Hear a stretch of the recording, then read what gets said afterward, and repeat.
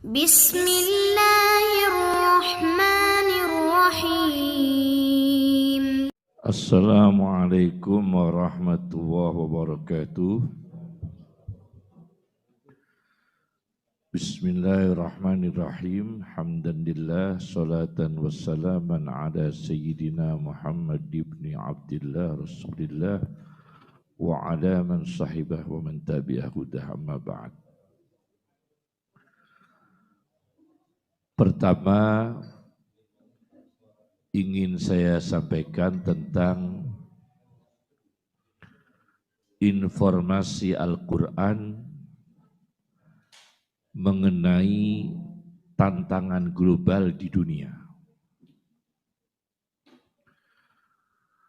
Bumi di dalam Al-Quran dengan redaksi dari kata ardun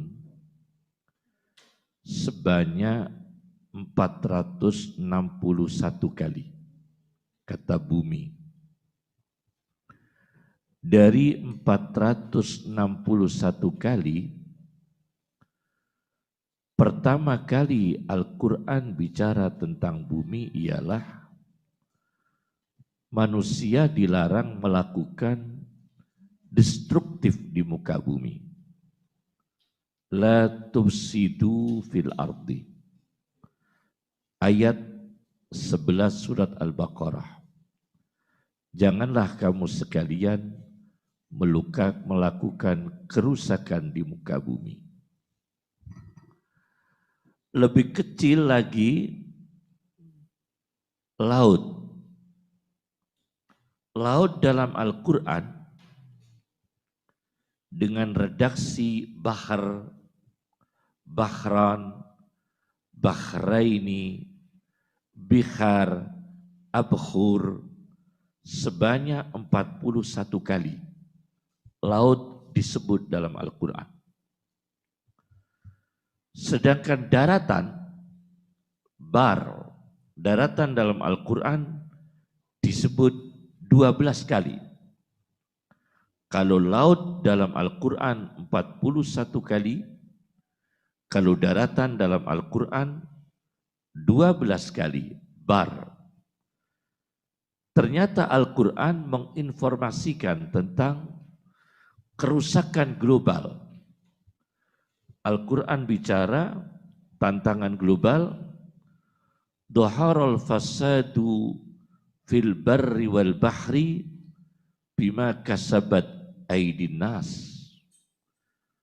Tampaklah banyak kejadian destruktif perusakan di darat, di laut, sebab perbuatan tangan manusia. Ar-Rum ayat 41. Kemudian lebih kecil lagi, lebih kecil dari darat adalah qaryah, kampung. Dalam Al-Quran kata qaryah 3 kali. Sedangkan qaryatain 1 kali, sedangkan qura 19 kali. Ternyata dalam Al-Quran kampung dibicarakan mengenai tantangan sosial, min had rabbana akhrijna min hadhil qaryati ad-dhalimi ahluha. Wahai Tuhan kami, keluarkan kami dari kampung yang penduduknya melakukan kedzaliman.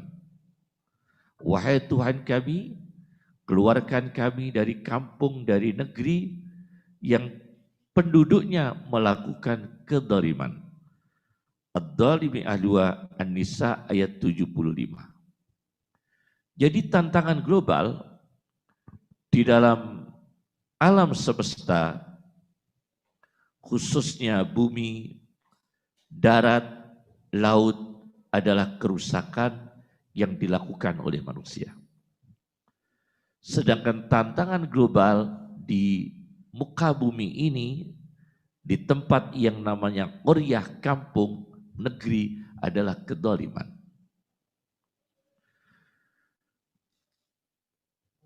Profesor Dr. Yusuf Qaradawi ketika menulis buku bernama ummatuna baina qurnain. Bangsa kita, umat kita antara dua abad. Dari abad 20 menuju abad 21. Tantangan umat Islam di abad 21, di antaranya Profesor Dr. Yusuf Qaradawi menyatakan adalah tantangan identitas. Jadi umat Islam di suatu negara itu menghadapi suatu tantangan, yaitu tantangan identitas. Identitas sebagai Muslim, kita harus kepada siapa loyalitas itu. Karena apa? Kadang-kadang kita loyalitas ternyata terhadap orang yang tidak benar untuk kita loyalitas. Itu satu tantangan, karena terjadinya kedoliman. Kemudian kita sebagai pemangku dakwah universal juga harus punya juga harus menghadapi tantangan identitas sebagai Muslim, yaitu konsep rahmatan lil alamin, menyayangi pada semesta alam. Jadi itu tantangan pertama ketika bumi sedang rusak, negara sedang rusak, daratan rusak, dunia rusak. Tantangan pertama umat Islam adalah tentang tantangan identitas. Allah berfirman, "Wa ma arsalnaka illa rahmatan lil alamin." Sebagai identitas Muslim harus kasih sayang terhadap manusia, Muslim atau non-Muslim, tanpa merusak akidah. Yang kedua adalah tantangan referensi atau tantangan rujukan. Ketika umat Islam sedang berbeda pendapat, padahal umat Islam itu punya kewajiban untuk membangun bersama, berkontribusi bersama, memajukan, menjaga negara, termasuk negara yang kita cintai, Republik Indonesia ini. Tetapi kita kadang melupakan adalah tantangan referensi. Ketika kita berbeda pendapat, kemana referensinya?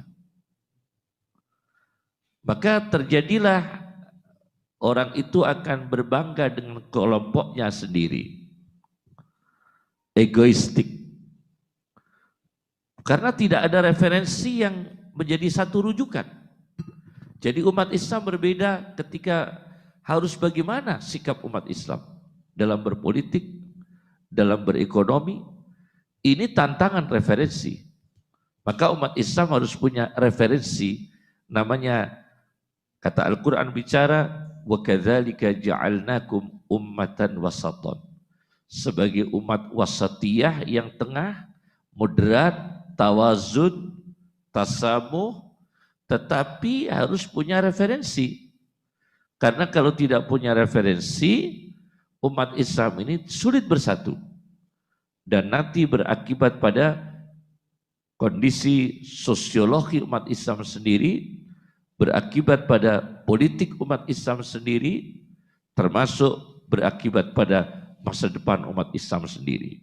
Itu tantangan yang kedua adalah tantangan referensi.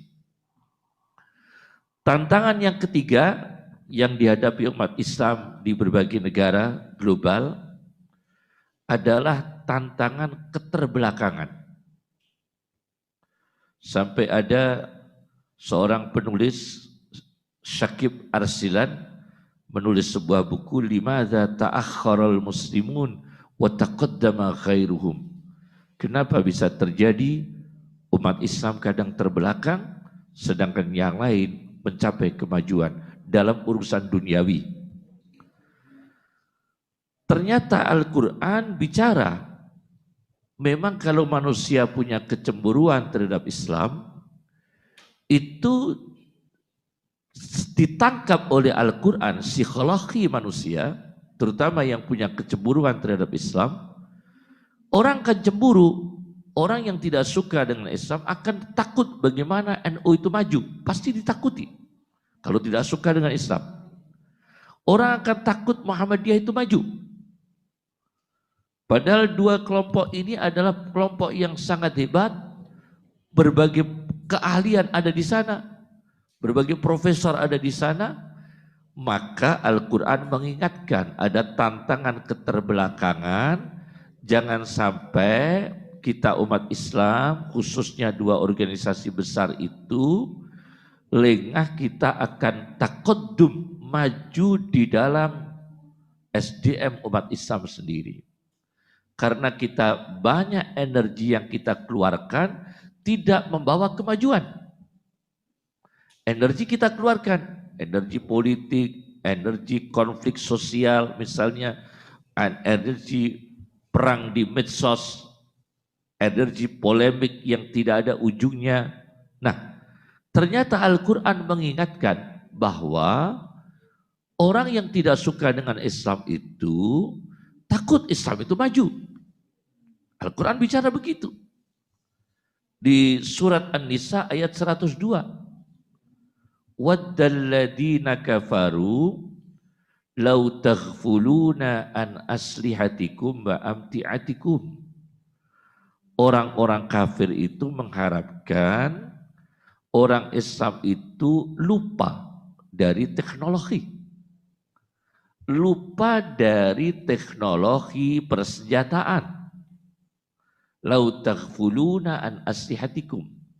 Bukan berarti umat Islam itu menciptakan senjata untuk melakukan teroris. Tidak boleh. Karena sudah dari depan tadi, la tufsidu fil ardi, jangan melakukan kerusakan di muka bumi. Melakukan radikalisme juga tidak boleh. Melakukan intoleran yang kemudian menabrak nilai-nilai kemanusiaan juga tidak boleh. Tetapi umat Islam jangan lupa akan kemajuan orang Islamnya sendiri. Al-Quran bicara orang kafir berharap umat Islam itu lupa dari teknologi persenjataan. An aslihatikum, dari persenjataan. Kemudian wa amti'atikum, dari produksi, berarti ekonomi. Jadi sangat ditakutkan. Kompetisi global. Sangat ditakutkan pengusaha muslim itu maju bagi orang yang tidak suka dengan Islam. Bagaimana pengusaha muslim itu maju? Nah, umat Islam harus berpikir. Teknologinya maju, ekonominya maju, industrinya juga maju. Jangan sampai waktunya habis untuk perang di medsos yang tidak ada habisnya, tidak ada ujungnya. Dan energi itu haba'an mansura, bagikan debu yang bertaburan, tidak ada manfaatnya. Itu tantangan yang ketiga, keterbelakangan. Kemudian ada lagi tantangan keadilan sosial. Nah, ini tantangan keadilan sosial menurut Profesor Dr. Yusuf Qaradawi. Perang terhadap kedoliman sosial itu pasti wajib bagi umat Islam. Rasulullah Shallallahu Alaihi Wasallam di dalam hadis yang diriwayatkan oleh Al-Hakim di dalam kitab Al-Mustadrak, Rasulullah Shallallahu Alaihi Wasallam mengatakan, "Laisal mu'min, tidaklah seorang mukmin yang sempurna, alladhi yabitu, seorang mukmin yang semalam, wajaruhu ila jambihi ja'i, sedangkan tetangganya yang di sampingnya itu lapar." Tidaklah seorang mukmin yang sempurna, dia itu kenyang di saat mukmin yang ada di sampingnya itu lapar. Nah, ini mengisyaratkan adalah tantangan keadilan sosial. Tentu tidak bisa kita tutupi, di setiap negara pasti ada problematika tantangan keadilan sosial. Baik negara yang menganut sistem apapun, baik itu negara yang berhukum Islam, atau negara demokrasi, bahkan negara sekuler, Apalagi negara yang jauh dari agama, seperti negara-negara ateis, negara-negara komunis, tentu lebih jauh dari keadilan sosial. Itu tantangan yang keempat. Kemudian tantangan yang kelima adalah tantangan kediktatoran. Tantangan kediktatoran itu tantangan tajbir, apa itu jabr, ijbar, pemaksaan, pembebanan berat. Manusia disiksa oleh manusia. Padahal Nabi berkata, Allah akan menyiksa manusia yang menyiksa manusia. Jadi tantangan kediktatoran ini, saya tertarik apa yang ditulis oleh Ibnu Qutaibah dalam kitabnya Uyunul Ahbar, pidato politik pertama Abu Bakar As-Siddiq radhiyallahu anhu mengatakan, fa in ahsantu fa'ainuni. Aku Abu Bakar sebagai khalifah, pemimpin negara, pemimpin umat Islam sedunia, bukan hanya negara Arab saja, sedunia waktu itu namanya khalifah. Fa in ahsantu, maka apabila aku baik, fa'ainuni, mohon diberikan support, diberikan pertolongan, diberikan bantuan, dibantu. Wa in zuhtu, dan apabila kami menyimpang, kata Abu Bakar As-Siddiq, dan apabila saya ini berbelok, menyimpang, tidak adil, faqawwibuni, mohon kami diluruskan. Itu pidato pertama Abu Bakar As-Siddiq. Nah, sebagai umat Islam harus bisa membentuk bagaimana pemimpin di mana saja negaranya adalah bagaimana karakter tipologi penguasa itu dimanapun negaranya, dimanapun daerahnya, mulai daerah yang kecil sampai daerah yang besar, mulai dari pemerintahan yang paling bawah sampai pemerintahan pusat, bagaimana manusia itu tidak punya sifat kediktatoran. Baik pendekatan tasawuf, pendekatan sufisme, sufistik, kemudian adalah penanaman pidato Abu Bakar As-Siddiq, dan jika saya ini bengkong, menyimpang, mohon diluruskan. Ini pidato pertama Abu Bakar As-Siddiq supaya tidak mengalami sifat kediktatoran. Terakhir adalah tantangan hilangnya humanisasi. Tantangan hilangnya humanisasi, yaitu pri kemanusiaan. Perlu saya sampaikan bahwa manusia dengan redaksi insan dalam Al-Quran itu 65 kali. 65 kali.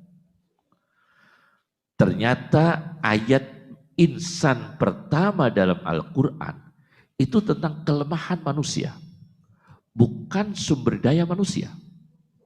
Insan dalam Al-Quran 65 kali. Dan pertama yang dibahas oleh Al-Quran adalah wa khuliqal insanu dha'ifa. Manusia diciptakan lemah. Tentang lemahnya sumber daya manusia. Itu Al-Quran pertama bicara tentang kata insan. Jadi mulai dari surat Al-Baqarah belum ada kata insan. An-Nas sudah ada, insan belum ada. Sampai surat An-Nisa ayat 28 ada kata insan. Bicara Al-Quran, wa khuliqal insanu dha'ifa, dan manusia diciptakan keadaan lemah. Ternyata insan terakhir dalam Al-Quran itu tentang manusia yang mengalami kerugian. Innal insana lafi khusrin. Nah ini, kenapa demikian? Insan pertama dalam Al-Quran disebut kelemahannya. Insan terakhir dalam Al-Quran disebut innal insana lafi khusrin. Sesungguhnya manusia sungguh banyak mengalami kerugian. Kecuali yang beriman dan beramal soleh, wa tawassaw bil haqqi wa tawassaw bis sabr. Nah, Ini tantangan humanisasi.